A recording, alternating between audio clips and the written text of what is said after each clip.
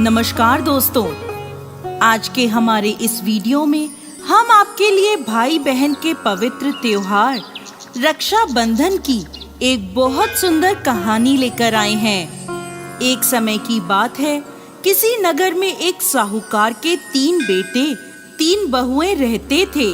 साहूकार की सबसे छोटी बहू बहुत सुशील और संस्कारी थी। साथ ही वो भगवान कृष्ण की अनन्य भक्त थी।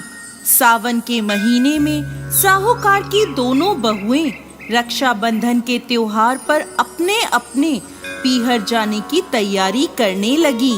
सुबह जल्दी उठकर घर का सारा काम करने लगी तो छोटी बहू ने पूछा, क्या बात है दीदी, आज इतनी जल्दी जल्दी काम क्यों कर रही हो? तो उसकी जेठानियां बोली, कल रक्षाबंधन का त्योहार है। हम सभी को अपने अपने भाई को राखी बांधने अपने पीहर जाना है। तेरा तो कोई भाई नहीं है, तू क्या जाने रक्षाबंधन के त्योहार का महत्व, भाई बहन के रिश्ते का महत्व। छोटी बहू को ये बात बहुत बुरी लगी और वो भगवान श्री कृष्ण की प्रतिमा के समक्ष खड़ी होकर खूब रोई और बोली, यदि मेरा कोई भाई होता तो आज मैं भी अपने पीहर जाती।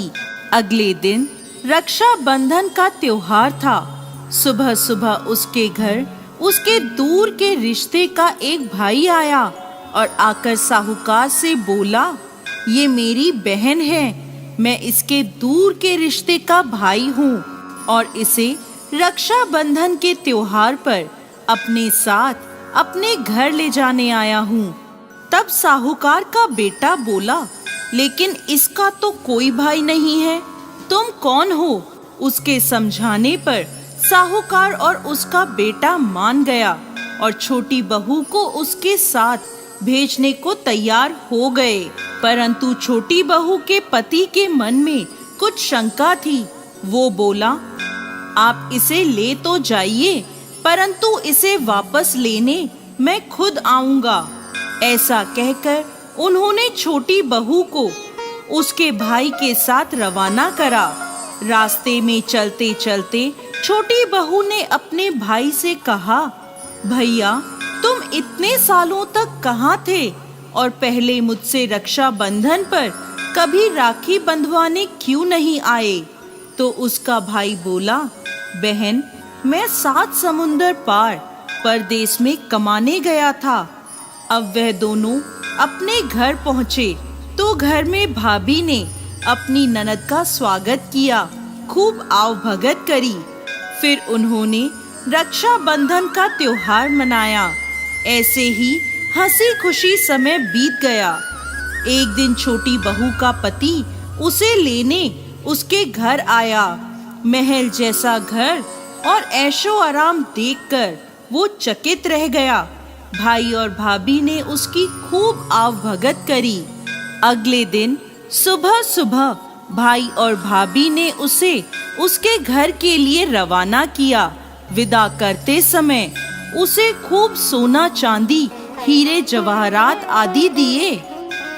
थोड़ी दूर जाने पर छोटी बहू का पति बोला, अरे मैं गलती से अपना कुर्ता वहीं भूल आया हूँ।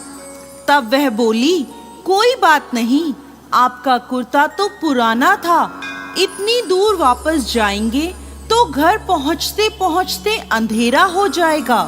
लेकिन उसका पति बोला, नहीं, मैं वापस जाकर अपना कुर्ता ले ही आता हूँ। ऐसा कहकर वो दोनों उसके भाई के घर के लिए वापस रवाना हुए। जैसे ही भाई के घर के पास पहुँचे तो वहां उन्होंने देखा, भाई के महल नुमा घर की जगह एक पीपल का बड़ा सा पेड़ है और उस पेड़ पर छोटी बहू के पति का कुर्ता टंगा है। ये देखकर वो बहुत नाराज हुआ और अपनी पत्नी से बोला, ये क्या काला जादू है? कौन था वो जो तेरा भाई बनकर तुझे यहाँ लेकर आया था? मुझे तो शुरू से ही शक था, इसीलिए मैं तुझे लेने आया था। बता कौन था वो? ऐसा कहकर वो छोटी बहू को मारने लगा। इतने में तेज प्रकाश के साथ भगवान श्री कृष्ण वहां स्वयं प्रकट हुए और बोले, मत मारो इसे, ये मेरी बहन है। हर साल रक्षाबंधन के त्योहार पर ये मुझे राखी बांधती आई है और अब मैंने इसका भाई होने का फर्ज निभाया है। इसे मैंने अपनी बहन माना है।